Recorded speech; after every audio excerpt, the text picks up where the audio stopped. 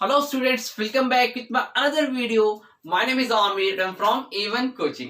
तो स्टूडेंट्स कैसे हैं आप सब? आई होप बहुत ही अच्छे से हैं और अपने हाफ ईयरली की प्रिपरेशन बहुत ही अच्छे से कर रहे हैं। ठीक है, तो लास्ट वीडियो में हम लोग बच्चों कैश बुक दे चुके थे जिसमें हम लोगों ने सिंगल कॉलम कैश बुक देखा था और उम्मीद करता हूँ वहां तक आप लोगों को अच्छे समझ में आ गया। ठीक है, तो आज हम स्टार्ट करने जा रहे हैं अपना कैश बुक का ही triple column cash book. Most important ISC में आपका एक क्वेश्चन जो है 6 से 8 नंबर का कैश बुक में आएगा, ट्रिपल कॉलम कैश बुक। तो अच्छे से समझ लो। और जो लोग पहली बार इस वीडियो को देख रहे हो उनको मैं बोलूंगा पहले वाले सिंगल कॉलम कैश बुक देखे, उसके बाद ट्रिपल कॉलम कैश बुक देखे, तभी उनको अच्छे से समझ में आ सकेगा। उसके अलावा डबल कॉलम कैश बुक भी होता है बट आईसी वालों के सिलेबस में वो नहीं है। ठीक है, बट अगर कोई ऐसे स्टेट बोर्ड के बच्चे, सीबीएसई के बच्चे, तो उनके लिए मैं एक सेपरेट वीडियो बना दूंगा डबल कॉलम कैश बुक का। अदरवाइज वो इसको समझे ट्रिपल कॉलम को तो डबल कॉलम वो अपने आप ही कर लेंगे। ठीक है, तो चलो अच्छे से देखते हैं और समझते हैं। ठीक है, देखो ट्रिपल कॉलम कैश बुक, पिछली वीडियो मैंने बताया था कैश बुक क्या होता था।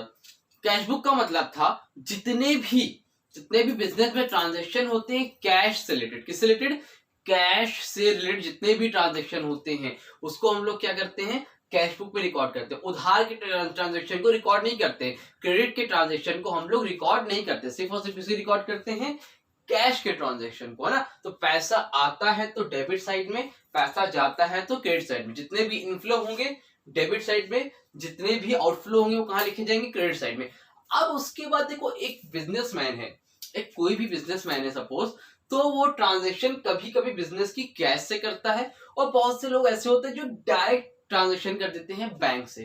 किससे कर देते हैं, बैंक से। मोस्टली ट्रांजैक्शन आपकी किससे होती है, चेक से होती है। चेक समझते हो, तो अब जब चेक से ट्रांजैक्शन होगी, तो पैसा क्या होगा, कैश में तो आएगा नहीं, डायरेक्ट कहां जाएगा, बैंक में चला जाएगा। तो इसीलिए हम लोग क्या करते हैं, कॉलम बैंक का भी बना लेते हैं। समझ में आ रही बात कि नहीं आ रही है? तो बैंक का कॉलम क्यों बना है, बात वही है, पैसा आएगा तो डेबिट साइड में, पैसा जाएगा तो क्रेडिट साइड में। बट अगर ऐसा कोई भी पैसा है जो बैंक में आ रहा है तो वो बैंक के कॉलम में लिखोगे। अगर कोई भी ट्रांजैक्शन है जो कैश में हो रही है तो उसको कैश के कॉलम में लिखोगे। रूल वही है, पैसा आएगा तो डेबिट साइड में, पैसा जाएगा तो क्रेडिट साइड में। इतना याद रखना, ठीक है, क्लियर है? याद, इसको लिख लो। डेबिट अगर कैश का इनफ्लो होता है और क्रेडिट क्या होगा, कैश का अगर आउटफ्लो होता है। इसमें कौन सा रूल चलता है, ये रियल अकाउंट होता है। ठीक है, ये कैसा अकाउंट होता है, रियल अकाउंट होता है। सेकेंड वाला what comes in what goes out, कुछ आएगा तो डेबिट में, कुछ जाएगा तो क्रेडिट साइड में। क्लियर है? यहाँ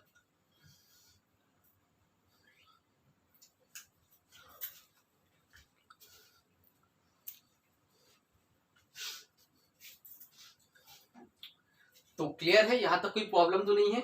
मेरे हिसाब से कोई प्रॉब्लम नहीं। अब देखो इसका जो आपका फॉर्मेट होता है वो कैसे बनता है अभी बता, ठीक है।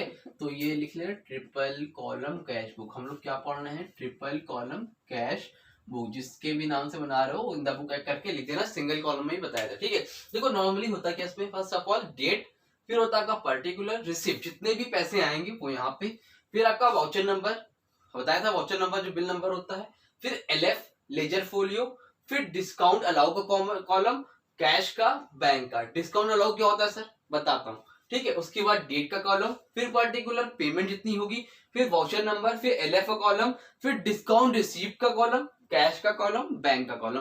देखो इसमें डिस्काउंट अलाउड, डिस्काउंट रिसीव्ड है। कभी कभी क्या होता है, जब हम लोग कोई गुड्स खरीदते हैं, कोई भी सामान खरीदते हैं, उसमें हमें क्या मिलता है, डिस्काउंट अलाउ रिसीव्ड होता है। जब कोई सामान हम लोग खरीदते हैं तो उसमें डिस्काउंट रिसीव्ड होता है, तो जितने का डिस्काउंट मिलेगा उसको इधर लिख देना। अगर कोई ऐसा सामान है जब हम लोग बेच रहे होंगे उसमें हमको डिस्काउंट अलाउ करना पड़ेगा, हमारा नुकसान होगा, तो उसको डिस्काउंट अलाउ में लिख देना। समझ में आ रही है बात कि नहीं आ रही है? तो ये सारी चीजें आपको इसमें करनी है। ठीक है, चलो स्टार्ट करते हैं और देखते हैं करके। ठीक है, देखो स्क्रीन पे क्वेश्चन आ रहा होगा। फर्स्ट ऑफ ऑल पहले आप लोग उसको नोट कर लेना, ठीक है। उसको आप लोग नोट कर लो। देखो स्क्रीन पे आ रहा है ना, तो यही क्वेश्चन है आपका, इसी को हम लोग करेंगे। ठीक है, तो चलो स्टार्ट करते हैं। पहले नोट कर लेना, स्क्रीनशॉट में फोटो खींच लेना ताकि आपको अच्छे समझ में आ सके। ठीक है, तो देखो अब इतना तो स्पेस था नहीं इसमें मैं क्वेश्चन लिख पाता, इसलिए क्वेश्चन आपको बता दिया। आप लोग नोट कर लेना, उसके बाद समझना, अच्छे से समझ में आएगा। ठीक है, तो देखो पहली एंट्री क्या है, 1 मई को है कैश इन हैंड 4000 और एक है बैंक ओवरड्राफ्ट। देखो क्वेश्चन स्टार्ट करो, एक चीज मैं बता देता हूँ। तो कभी कभी क्या होता है, जब पहली एंट्री रहेगी स्टार्टेड बिजनेस विद कैश की, किसकी रहेगी? Started business with cash. जब बिजनेस स्टार्ट हो रहा है तो यहाँ पर डेट डालोगे और यहाँ पर क्या लिखोगे? To capital. यहाँ पर क्या लिखोगे? To capital account. जितना भी पैसा होगा कैश में स्टार्ट होगा तो यहाँ पे, बैंक में स्टार्ट होगा तो पैसे का यहाँ पे लिख देना। बट अगर स्टार्टेड बिजनेस विद कैश या फिर कमेंस बिजनेस विद कैश नहीं लिखा है, अगर ये नहीं लिखा है, जैसे लिखा है कैश इन हैंड या overdraft balance, cash at bank, ये सब लिखा है, इसका मतलब क्या है? ये बिजनेस आपका भी स्टार्ट नहीं हो रहा है, ये बिजनेस पुराना है, पिछले 2-3 साल से चल रहा है। तो ये क्या आ रहा है? आप पिछले साल के बैलेंस को आगे लेके आ रहे हो। समझ में आ रही हो? मतलब ये अभी नया नहीं है, मान लो 2022 चल रहा है, ये बिजनेस आपका 2021 से चल रहा है। अब 22 में क्या है, आपने 21 में भी इसी तरह कॉलम बनाया होगा, ट्रिपल कॉलम कैश बुक बनाया होगा, तो उसमें कुछ बैलेंस आपके बैलेंस रह गए होंगे। तो जो पैसे आपके उधार के या आपके कैश में जितने भी पैसे थे, उसको हम लोग क्या करेंगे? नेक्स्ट ईयर में आगे लेके आएंगे। समझ में आई बात? तो ये क्या लिखा है यहाँ पर? Cash in hand. अगर सिंपल सी एंट्री होती है कि स्टार्टेड बिजनेस विद कैश, तो आना बिजनेस स्टार्ट हो रहा है, बिजनेस में पैसा आ रहा है, यहाँ लिखना टू कैपिटल अकाउंट कैश में कैश का, बैंक में बैंक का, जो भी अमाउंट होगा वो लिख दोगे। बट यहाँ पर स्टार्टेड बिजनेस विद कैश नहीं लिखा है, यहाँ पर क्या लिखा है? कैश इन हैंड या फिर बैंक ओवरड्राफ्ट। अगर कैश इन हैंड है, इसका मतलब पिछले साल, पिछले जो आपका कॉलम बना था कैश बुक का, जो 2021 वाला था, उसमें कुछ अमाउंट थे जिसमें आपके पैसे बचे हुए थे, वो अब क्या हो रहा है? आगे आ रहा है। तो ऐसे केसेस में एंट्री क्या होती है? आप लिखोगे टू बैलेंस ब्रॉट डाउन। क्या लिखोगे? टू बैलेंस ब्रॉट डाउन 1 मई को। कब हुआ? 1 मई को लिखोगे टू बैलेंस ब्रॉट डाउन। कितना बैलेंस है? 4000 cash in hand. Cash in hand, cash में है तो कहां पे पैसा लिखोगे? कैश में लिखोगे। कहां पर लिखोगे? कैश में लिखोगे। इतनी बात समझ में आई? उसके बाद बोल रहा 1 मई को ही बैंक ओवरड्राफ्ट है। क्या है? Bank overdraft. ओवरड्राफ्ट समझते हो क्या होता है? ओवरड्राफ्ट का मतलब एक तरह से आपका होता है, बैंक की तरफ से आपको टेम्पररी बेसिस पे लोन मिलता है। ठीक है, इतना समझ लो, बैंक की तरफ से आपको लोन मिलता है टेम्पररी बेसिस पे, जो आपको वापस करना होता है। तो अगर बैंक से हमने लोन ले रखा है तो वो हमारे लिए क्या है? हमारा डेबिट बैलेंस है, क्रेडिट बैलेंस है। वो तो मेरे लिए लायबिलिटी है, और जो भी लायबिलिटी होती है वो मेरी क्या होती है? क्रेडिट बैलेंस होती है। तो स्टार्ट यहाँ पे क्या लिखोगे? जो भी डेट है 1 मई, और यहाँ पे क्या लिखोगे? By balance brought down. और कितना है ओवरड्राफ्ट का बैलेंस? 3000 रुपए। ओवरड्राफ्ट का बैलेंस कहाँ लिखा जाएगा? बैंक में। जब भी क्वेश्चन स्टार्ट होगा इस पे ध्यान देना, अगर कैश इन हैंड है तो to balance brought down cash वाले कॉलम में, और अगर ओवरड्राफ्ट बैलेंस है तो वहां पे क्या लिखोगे? By balance brought down 3000। और कैश इन हैंड की जगह पे कैश एट बैंक होता तो यहाँ पर आप क्या लिखते? टू बैलेंस ब्रॉट डाउन, और बैंक वाले कॉलम में लिख देते। लेकिन कैश इन हैंड है तो हमने कैश वाले में लिखा। तो ओवरड्राफ्ट का मतलब समझ में आ रही बात कि क्या करना है? ठीक है, अब देखो आगे बढ़ते हैं और देखते हैं आगे हमें क्या करना है। ठीक है, तो नेक्स्ट है sold goods for cash. Sold goods for cash का मतलब क्या है? ये बताओ, गुड्स बेचा जा रहा है तो क्या पैसा आ रहा है कि जा रहा है? सोल्ड गुड्स फॉर कैश, भाई गुड्स बेच रहे हो, जाहिर सी बात है कैश आ रहा है, तो यहाँ पे क्या होगा? To sales account. क्या होगा? To sales account. कितने तारीख को? 2 तारीख को, 2 मई लिख देना। टू सेल्स अकाउंट कितना आ रहा है? 2500। कितना आ रहा है? 2500। ठीक है, तो कैश में आ रहा है तो कैश के कॉलम में लिख दो। नेक्स्ट एंट्री क्या है? Sold goods for cheque, sold goods for cheque and paid it into bank on the same day. देखो यहाँ पर भी सेल हो रही है, यहाँ पर भी क्या हो रही है? सेल हो रही है, लेकिन पैसा पेमेंट कैसे हो रही है? चेक से हो रही है। कैसे हो रही है पेमेंट? चेक से हो रही है। और जब पेमेंट चेक से होगी तो क्या होगा? पहले लिखो टू सेल्स। ठीक है, डेट कितनी है बच्चों? आप लोग बता दिए ना, ठीक है, कमेंट सेक्शन में। 3 मई, टू सेल्स अकाउंट। लेकिन कितने की सेल हुई है? 2400 की। 2400 की हुई है, लेकिन पैसा चेक से आया है, तो पैसा कहाँ आएगा? कैश में आएगा कि बैंक में आएगा? पैसा कैश में आएगा कि बैंक में आएगा? जाहिर सी बात है, जब चेक से हुई है पेमेंट तो कहाँ आएगा? बैंक से आएगा। समझ में आ रही बात? कोई दिक्कत है यहाँ तक? अगर कोई दिक्कत हो तो कमेंट सेक्शन में पूछ लेना। ठीक है, बहुत ही ईजी है। आगे देखो, नेक्स्ट है सोल्ड गुड्स फॉर चेक। अब क्या हुआ? सोल्ड गुड्स फॉर चेक का मतलब क्या है? फिर ध्यान से देखो, गुड्स बेचा जा रहा है और चेक के जरिए से बेचा जा रहा है ना। तो चेक के जरिए से बेचा रहा है तो हमारी सेल तो हो रही है, पैसा तो मेरे पास आ रहा है, लेकिन कैसे आ रहा है? चेक के जरिए से आ रहा है। तो यहाँ पर क्या करोगे, डेट लिखोगे 5 मई की और पैसा आ रहा है तो सेल्स अकाउंट। कितना आ रहा है 5 तारीख को भाई? 1400। कितना आ रहा है? 1400। लेकिन किस में आ रहा है? कैश में आ रहा है कि बैंक में आ रहा है?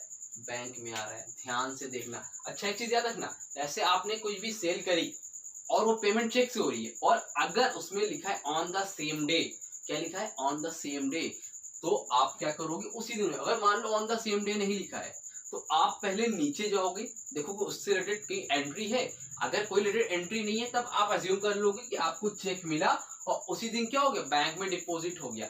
लेकिन अगर मान लो कभी ऐसा होता है कि चेक मिला और उसके नीचे एंट्री है डिपॉजिटेड ऑन अनदर डे, कोई और डे पे जमा हुई, तो फिर ये एंट्री नहीं लिखोगे यहाँ पर, फिर इसको डेट अलग होगी वहां पर। समझ में आई बात? तो आपको चेक तो मिला लेकिन जमा तो हुआ ही नहीं। हम लोग तो कैश की ट्रांजेक्शन रिकॉर्ड करेंगे ना। तो जब सेम डे पर डिपॉजिट होगा तब होगा, या फिर नीचे कोई एंट्री नहीं है तो आप अज्यूम कर लोगे कि जो भी सेल हुई है वो क्या हुई है? उसी सेम डे पर क्या हो गई है? डिपॉजिट हो गई है। क्लियर? चलो आगे बढ़ते हैं। तो नेक्स्ट एंट्री है हमारी 8 मई को। ठीक है, 8 मई को क्या हो रहा है? Paid Ramlal by cheque. ठीक है, देखो paid Ramlal by cheque and he allowed discount कितना? 20 रुपीज। हमने क्या किया? रामलाल को पैसा दिया है, रामलाल को पैसा दिया है। अच्छा पैसा पेड किया है तो आएगा कि जाएगा? आएगा कि जाएगा? पेड कर रहे हैं, जाहिर सी बात है जाएगा। तो यहां पर क्या लिखेंगे? बाय रामलाल। बाय रामलाल कितने का चेक पे किया है? 815 रुपए का, 815। चेक से पे किया है तो पैसा कैश से कम होगा कि बैंक से कम होगा? जल्दी बोलो। जाहिर सी बात है बैंक से कम होगा। यहाँ पर लिखो 815। अब साथ में देखो क्या लिखा है? ही अलाउड डिस्काउंट। उसने क्या किया है? उसने डिस्काउंट अलाउ किया है। जब उसने डिस्काउंट अलाउ किया तो हम लोग पैसा दे रहे थे तो हमको क्या मिलेगा? डिस्काउंट रिसीव्ड होगा ना। तो डिस्काउंट कितने का रिसीव्ड हुआ हम लोग को? 20 रुपए का। कितने का? 20 रुपए का। देखो साफ साफ लिखा हुआ वहां पर 20 रुपीज का। तो इसमें कोई कंफ्यूज वगैरह मत हो जाना कि अरे सर ये कैसे होगा। ठीक है, इजी है ना, समझ में आ रही बात? चलो डेट कितनी थी रामलाल की? 8 मई। ठीक है, 8 मई को। अब आगे देखो नेक्स्ट एंट्री क्या है? 9 तारीख को है bought goods and paid for them by cheque. अब क्या हुआ? हम लोगों ने गुड्स खरीदा, हम लोगों ने गुड्स खरीदा और क्या किया? उसको पेड कर दिया बाय चेक के जरिए से, है ना। अब गुड्स खरीद के चेक के जरिए से पे कर दिए तो एंट्री क्या बनेगी? कितने तारीख को? 9 मई को। अब हम लोग पे कर रहे हैं, गुड्स खरीदा तो गुड्स के लिए एंट्री क्या बनती है? By purchase account. By purchase account. कितने का गुड्स खरीदा है? 410 रुपीज का। और चेक से पे किया है? हाँ चेक से पे किया। तो यहाँ पर क्या लिखेंगे? 410 रुपीज। ठीक है, तो यहाँ पे कोई डिस्काउंट अलाउड तो लिखा नहीं है, नहीं है। तो अब कोई डिस्काउंट अलाउड लिखा नहीं है तो ऐसे में क्या एंट्री बनेगी? सिंपल सी आपकी 410। डिस्काउंट अलाउड, डिस्काउंट रिसीव तो है ही नहीं तो कोई दिक्कत ही नहीं है। समझ में आ रही बात? ठीक है, तो नेक्स्ट एंट्री क्या है हमारी? देखो 10 मई को। 10 मई को क्या रहा है? बैंक। खाली बैंक लिखा हुआ है तो इसमें कोई कंफ्यूज मत होना। इसका क्वेश्चन बनता है, यहाँ पर मैं लिख दे रहा हूं बैंक। अगर खाली लिखा है, क्या लिखा है? बैंक, तो इसका मतलब समझना एंट्री क्या है, क्वेश्चन क्या है? Cash deposit, cash deposited into bank, cash deposited into bank. ये याद रखना। अगर खाली बैंक लिख के आ गया तो घबरा मत जाना, डर मत जाना, अरे सर बैंक लिखा हुआ है। इसका मतलब क्या? Cash deposited into bank. कितना अमाउंट है बच्चों? 3100। कितना है? 3100। इसका मतलब क्या हो रहा है? कैश डिपॉजिट हो रहा है कहां पर? बैंक में। अब देखो समझना, ऐसी एंट्री पे स्टार मार्क कर लेना। क्या कर लेना? स्टार मार्क कर लेना, बहुत इंपॉर्टेंट है। चाहे बैंक लिख के आए, चाहे कैश डिपॉजिटेड इनटू बैंक लिख के आए, इसमें घबराना नहीं, अच्छे से समझो, बहुत इंपॉर्टेंट एंट्री है। ठीक है, मतलब क्या हो रहा है? देखो इसमें क्या हो रहा है? इसमें डबल साइडेड इफेक्ट हो रहा है। क्या हो रहा है? डबल साइड इफेक्ट हो रहा है। मतलब देखो पैसा क्या हो रहा है? कैश डिपॉजिट हो रहा है बैंक में, है ना। और यहाँ पे दोनों चीज हो रही है। देखो ये कैश जा रहा है, क्या हो रहा है? कैश डिपॉजिट हो रहा है बैंक में तो कैश जा रहा है, लेकिन बैंक में पैसा आ रहा है। हम लोग यहाँ पे क्या करते हैं? एक चीज आती है तो इधर लिखते हैं, एक चीज जाती है तो ये लिखते हैं। लेकिन यहाँ पर क्या हो रहा है? दोनों चीज हो रही है, दो इफेक्ट हो रहे हैं। क्या हो रहा है? दो इफेक्ट हो रहे हैं। मतलब कैश आ भी रहा है और या सॉरी बैंक में पैसा आ भी रहा है और कैश से पैसा जा भी रहा है। तो ऐसे में क्या होगा? ऐसी एंट्री को हम लोग क्या बोलते हैं? ऐसी एंट्री को हम लोग बोलते हैं कॉन्ट्रा एंट्री। क्या बोलते हैं ऐसी एंट्री को हम लोग? Contra entry. याद रखना वो एंट्री जो डबल साइड, दोनों तरफ की साइड को इफेक्ट करती है, जो दोनों डबल साइडेड को इफेक्ट करती है, उसको हम लोग क्या बोलते हैं? Contra entry. क्या बोलते हैं? Contra entry. ऐसी एंट्री जो डबल साइडेड को इफेक्ट करती है उसको हम लोग क्या बोलते हैं? Contra entry. इंपॉर्टेंट है, एग्जाम में 100% आएगी कॉन्ट्रा एंट्री, ध्यान से समझ लेना, ठीक है। तो क्या बोल रहा है? Cash deposited into bank. पैसा क्या किया हमने? बैंक में जमा कर दिया। अब ये बताओ पैसा आ कहाँ रहा है? बैंक में आ रहा है कि कैश में आ रहा है? जल्दी बोलो। कैश डिपॉजिट, बैंक मतलब कैश डिपॉजिट टू बैंक, पैसा बैंक में आ रहा है। और जब बैंक में पैसा आ रहा है तो कितना आ रहा है? 3100। और कहां से आ रहा है? To cash account. रीजन क्या है भाई? बैंक में पैसा आने के रीजन क्या है? कैश अकाउंट में। और यहाँ पर पैसा क्या हो रहा है? जा रहा है, कैश से पैसा जा रहा है। कितना जा रहा है? 3100। और क्यों जा रहा है? बैंक की वजह से जा रहा है, बाय बैंक अकाउंट। डेट क्या है भाई? Bot goods and paid from them, sorry 10 तारीख है, तो 10 मई को ऐसा हो गया। 10 मई को ऐसा हो गया। कैसी एंट्री है ये? Contra entry. देख लो, देखो बैंक में पैसा आया भी और यहाँ कैश से पैसा गया भी, तो कैसी एंट्री? Contra entry. तो इसके लिए हम लोग क्या कर देंगे? यहाँ पर एक स्मॉल सा सी बना देंगे। एलएफ में क्या बना देंगे? स्मॉल सा सी बना देंगे। ये क्या सिग्निफाई कर रहा है? ये बता रहा है कि ये एंट्री कौन सी एंट्री है? ये एक कॉन्ट्रा एंट्री है। क्लियर है? समझ में आ रहा है? कोई डाउट तो नहीं है? कोई डाउट हो तो पूछ लेना, ठीक है। चलो आगे देखो, नेक्स्ट क्या है? 11 तारीख को हो रहा है, received a cheque from Suresh and paid into bank, discount allowed. Received a cheque from Suresh, Suresh से रिसीव हो रहा है चेक और पेड इनटू बैंक, उसको बैंक में मैंने क्या कर दिया? पे कर दिया। और कहीं नीचे देखो एंट्री से रिलेटेड पैसा, पहला काम क्या है चेक वाले में? नीचे देखो क्या इससे रिलेटेड कोई एंट्री है क्या? कोई अनदर डे में पैसा बैंक में गया है? अगर ऐसा है तो आप ये एंट्री को भूल जाना। लेकिन अगर उसी दिन ही जो कहीं नीचे कोई इससे रिलेटेड है ही नहीं, सुरेश से रिलेटेड कोई एंट्री नहीं है, तो इसका मतलब क्या हुआ? जिस दिन सुरेश से पैसा मिला उसी दिन बैंक में पैसा क्या हो गया? डिपॉजिट हो गया। ये हमें अज्यूम कर लेना है। नीचे देखो कोई एंट्री है सुरेश से रिलेटेड? नहीं है, ठीक है। इसका मतलब क्या हुआ? Received a cheque from Suresh and paid into bank, ठीक है। तो रिसीव्ड अ चेक, सुरेश से क्या हो रहा है? चेक रिसीव्ड हो रहा है, ठीक है। तो अब ये बताओ पैसा आ रहा है कि जा रहा है? सुरेश से पैसा मिल रहा है कि जा रहा है? पैसा आ रहा है, तो यहाँ पर क्या लिखोगे? टू सुरेश। कितना पैसा आ रहा है? पहले डेट बताओ कितनी है? 11, ठीक है। 11 मई को पैसा आ रहा है सुरेश से। कितना पैसा आ रहा है भाई सुरेश भाई से? 490। किस में आ रहा है? बैंक में आ रहा है, तो 490। और साथ ही साथ देखो क्या लिखा हुआ है? And into bank and discount allow. कितने का अलाउ किया है डिस्काउंट हम लोगों ने? 10 रुपए का। जो डिस्काउंट अलाउ कितने का किया है? 10 रुपए का। बड़े कंजूस है हम लोग, 10 रुपए का डिस्काउंट अलाउ किया है। यहाँ पर क्या लिखेंगे? 10 रुपीज। सुरेश अकाउंट में कितना हुआ? 490 का पैसा आया और 10 रुपए का हमने क्या कर दिया? उनको डिस्काउंट अलाउ कर दिया। क्लियर? नेक्स्ट एंट्री देखो 16 तारीख को, 16 तारीख क्या हो रहा है? रिसीव फ्रॉम भगवान, भगवान जी से क्या हो रहा है? चेक रिसीव हुआ है। कितने का? 1850 के। कितने का? 1850 का। और साथ ही साथ क्या लिखा है? In full settlement of his account of rupees 1900, मतलब 1900 का पैसा लेना था, लेकिन हमें चेक रिसीव हुआ कितने का? 1850 का। देखो यहाँ पैसे लिख दे रहा हूँ 1950, कितने का? 1900 रुपए का। 1900 का चेक मिलना था, मिला कितना? 1850। तो 50 रुपए का हमें कम मिला। इसका मतलब हमने 50 रुपए क्या किया है? डिस्काउंट अलाउ किया है। किससे पैसा मिल रहा है? टू भगवान, टू भगवान, टू भगवान। कितने का चेक मिला है? 1850 का, ठीक है। तो बैंक में पैसा मिला है चेक में 1850, और साथ ही साथ कितने रुपए डिस्काउंट अलाउ किया मैंने? 50 रुपीज का। समझ में आई बात? कितने तारीख को हुई है? हुआ है 16 तारीख को। देखो नीचे लिखा है the cheque was bank on the same day. Bank same day मतलब उसी दिन पैसा जमा हो गया, तो ये भी कंफ्यूजन नहीं है, तो उसी दिन जमा हो गया ऑन द सेम डे। समझ में आ रही बात? इस क्वेश्चन को एक बार करना, दोबारा एक बार फिर करके देखना, इंपॉर्टेंट है, ठीक है। घबराना नहीं, बहुत इजी है। बस पैसा आया कि गया, एक दो क्वेश्चन करोगे अपने आप प्रैक्टिस हो जाएगी। आगे क्या है देखो 20 तारीख को पेड वेजेस इन कैश। 20 तारीख को, 20 मई, पेड वेजेस इन कैश। अब बताओ भाई, वेजेस पे कर रहे हो तो कैश आ रहा है कि जा रहा है? वेजेस पे कर रहे हो तो कैश आ रहा है कि जा रहा है? जाहिर सी बात है जा रहा है। यहाँ लिखोगे बाय वेजेस अकाउंट, और किस पे? कैश पे कर रहे हो तो कैश में जाएगा। कितना वेजेस पे कर रहे हैं हम लोग? 300 रुपीज। यहाँ पे लिखो 300 रुपीज, काम खत्म। नेक्स्ट एंट्री क्या है? Purchase goods by check.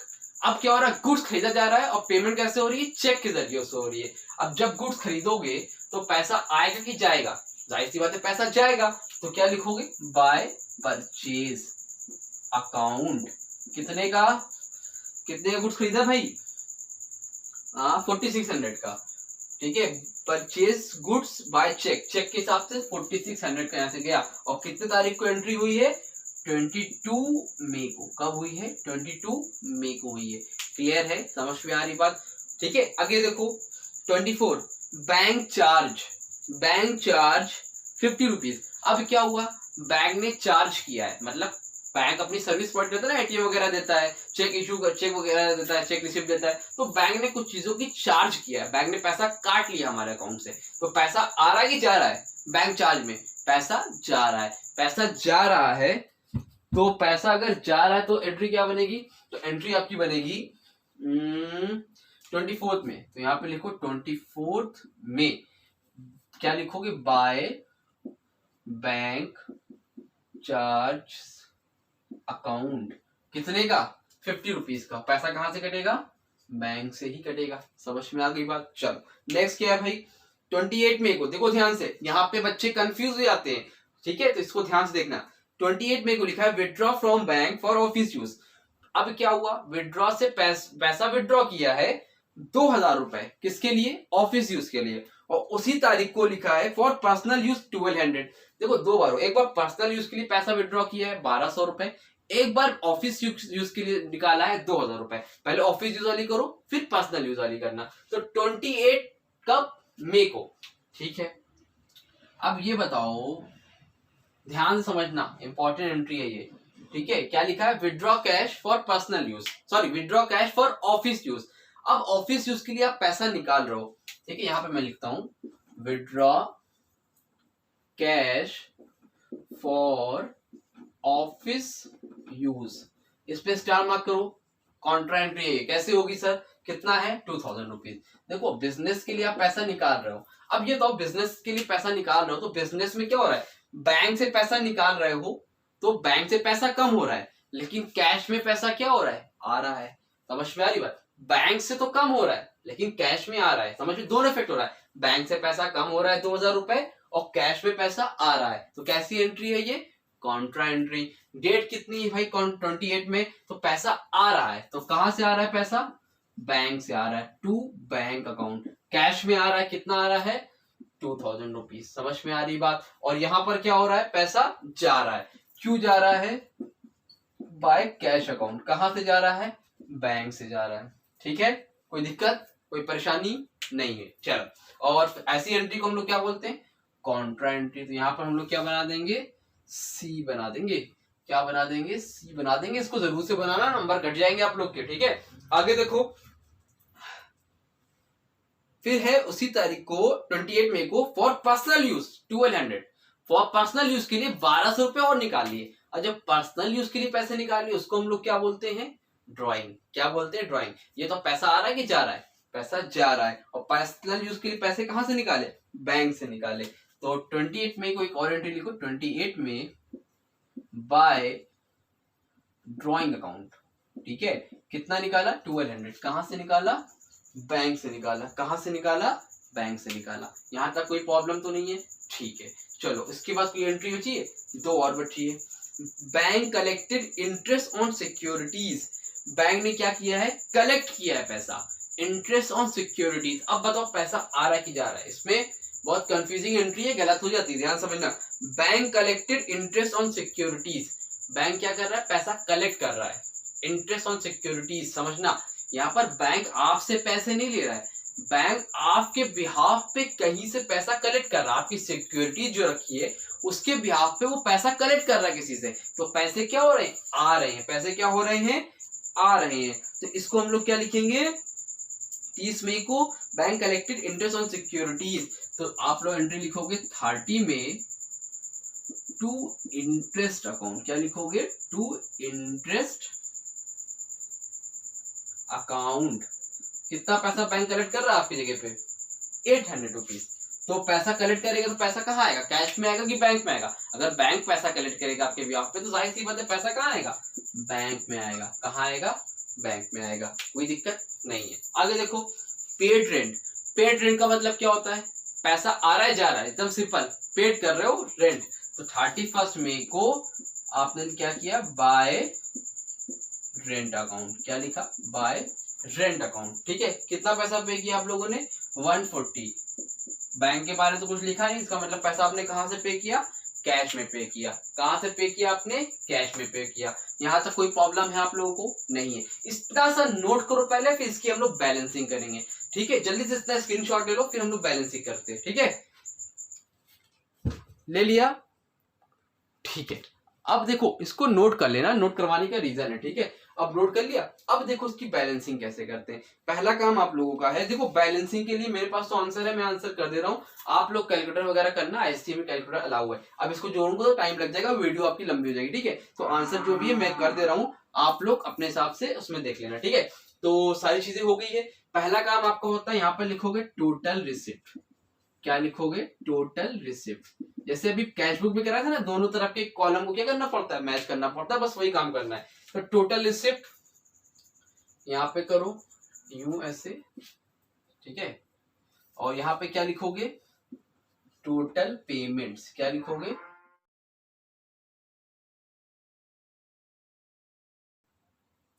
यूं लाइन बना दो आप लोग, ठीक है। अब इतना करने के बाद अब देखो टोटल रिसिप्ट कितनी है। अच्छा आप लोग को एक चीज ध्यान रखना है, जितने भी डिस्काउंट किए उसकी बैलेंसिंग नहीं करनी, डिस्काउंट वाले की बैलेंसिंग नहीं करनी, खाली टोटल जोड़ी क्या कर देना है, लिख देना है। तो यहाँ पर कितना रुपए है, 60 रुपीज। डिस्काउंट में कितना आ रहा है, 60 रुपीज, उससे ज्यादा कुछ है ही नहीं, है ना। अब आगे क्या है, यहाँ पर क्या है, 4000, 2500 और कितना है, बैंक अकाउंट में कितना था, 2000, 20,000 था, 2000 था, ठीक है। गलती से मैंने 20 लिख दिया, 2000। तो कितना आ रहा है जोड़ने पे, 8500, ठीक है। कितना आएगा, 8500। और जब इसको आप लोग कैलकुलेट करोगे तो आपका आएगा 10,040। कितना आएगा, 10,040। समझ में आ रही बात। अब यहाँ पर कितना आ रहा है देखो, डिस्काउंट रिसीव तो और हो जाएगा 320। यहाँ पर कितना है, 3100, 150 और कुछ है, और कुछ। अच्छा ये देखो वेजेस अकाउंट, वेजेस अकाउंट में यहाँ लिखना है, ठीक है। गलती से मैंने डिस्काउंट में लिख दिया था, वेजेस अकाउंट पे करो ना कैश, तो यहाँ पे होगा 3100, 300, 140। तो कितना हो जाएगा, 3,540। कितना हो जाएगा, 3,540। यहाँ तक हो गया। इसके बाद इधर कितना आ रहा है, 12,075। कितना आ रहा है, 12,075। ये सारी चीजें लिख ली। अब आपको करनी है बैलेंसिंग। जिधर साइड का ज्यादा है उधर साइड का आपको बराबर से लिखना है। डिस्काउंट वाले में आपको कुछ नहीं करना है, डिस्काउंट वाले में जो लाइन करना आप लोग, और जितना भी अमाउंट है उसको चुपचाप वैसे ही लिख देना, ठीक है। अब लेकिन यहाँ पर आपको करना पड़ेगा काम। क्या करना पड़ेगा सर, देखो यहाँ पे तो भी है डिस्काउंट रिसीव्ड है, यहाँ पर भी चुपचाप उठाओ और 320 ऐसे करके लिख दो। यहाँ पे तो कोई दिक्कत नहीं है, ठीक है। यहाँ पर तो कोई भी दिक्कत नहीं है। लेकिन अब यहाँ पर ध्यान से देखो, यहाँ का ज्यादा है, यहाँ का क्या है, कम है। यहाँ पे ज्यादा है और यहाँ पे क्या है, कम है। यहाँ पर क्या है, बैंक में इस साइड ज्यादा है डेबिट साइड में, और क्रेडिट साइड में क्या है, कम है, ठीक है। तो डेबिट साइड के कैश का बैलेंस पहले हम लोग बैलेंस करते हैं। कितना है, 3,540। यहाँ कितना, 8,500। तो 8,500 यहाँ भी लिखो और 8,500 यहाँ भी लिखो।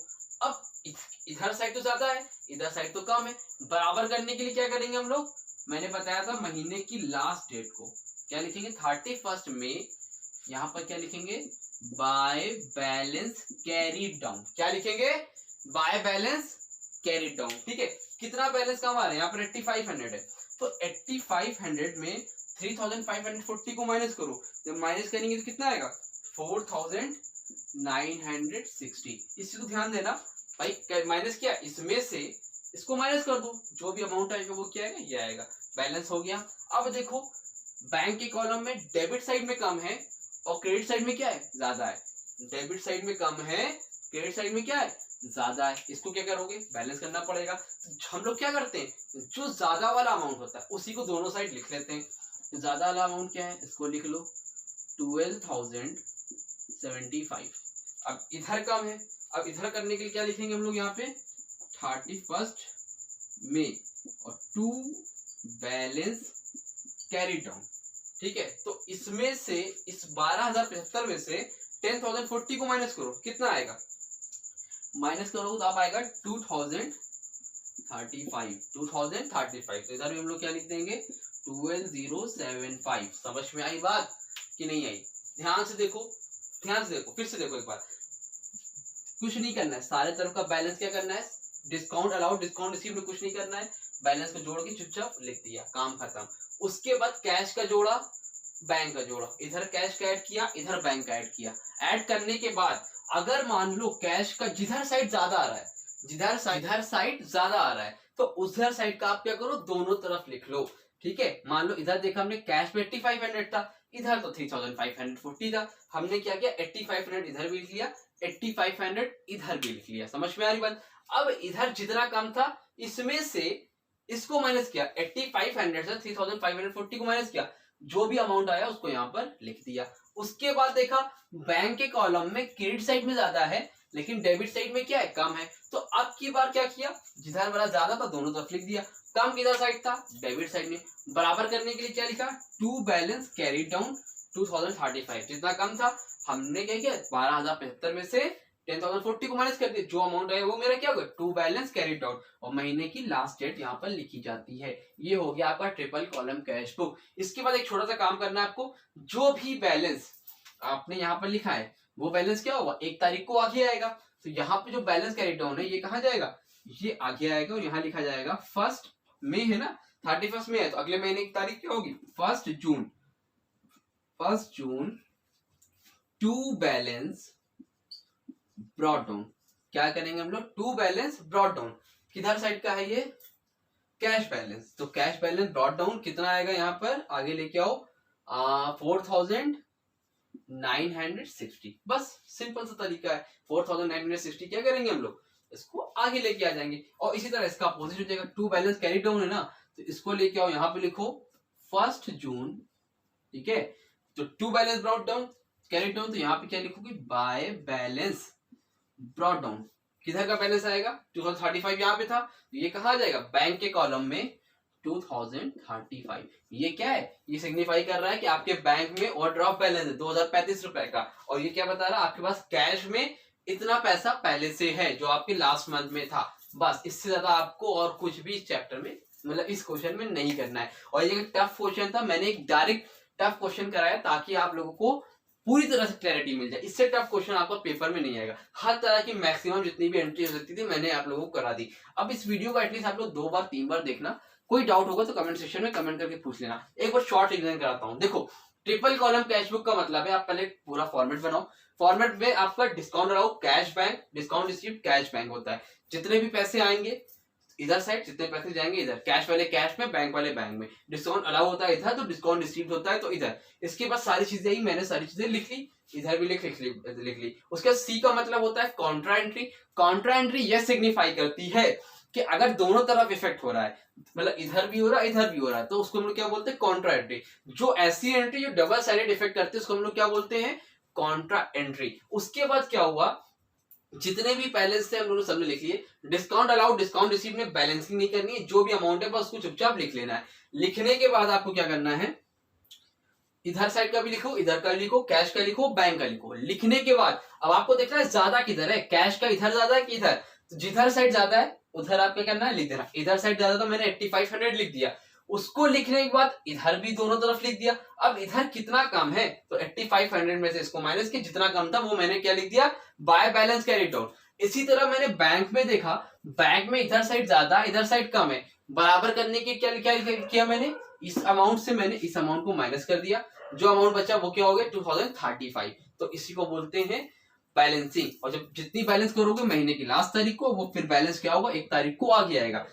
डेबिट वाला क्रेडिट में जाएगा, क्रेडिट वाला डेबिट में जाएगा। That's it, over. इसी के साथ ये चैप्टर आपका होता है कंप्लीट। सॉरी, इसी के बाद बचा एक टॉपिक आपका पेटी कैश बुक, वो भी कल आपका अपलोड हो जाएगा और आपका ये चैप्टर कंप्लीट हो जाएगा। अब की संडे तक मैं आपका अकाउंट्स का सिलेबस जो भी आपका आ रहा है बीआरएस या डेप्रिसिएशन तक मैं कंप्लीट करा दूंगा। कमेंट सेक्शन में कमेंट करके बताओ बीआरएस तक आ रहा है या डेप्रिसिएशन तक आ रहा है, जल्दी बताओ। संडे तक अकाउंट्स का सारा सिलेबस पूरा, कॉमर्स का सारा सिलेबस पूरा, उसके बचेगा इकोनॉमिक्स। फिर इकोनॉमिक्स रेगुलर बेसिस पे 1 अक्टूबर तक वो भी अपलोड हो जाएगा। तो टेंशन नहीं लो, बस मस्त होके पढ़ते रहो, ठीक है। तो वीडियो अच्छी लगी तो वीडियो को लाइक करना, अपने दोस्तों को भी शेयर करना, चैनल को सब्सक्राइब करना। मिलेंगे अपनी न्यू वीडियो में, तब तक के लिए थैंक यू सो मच।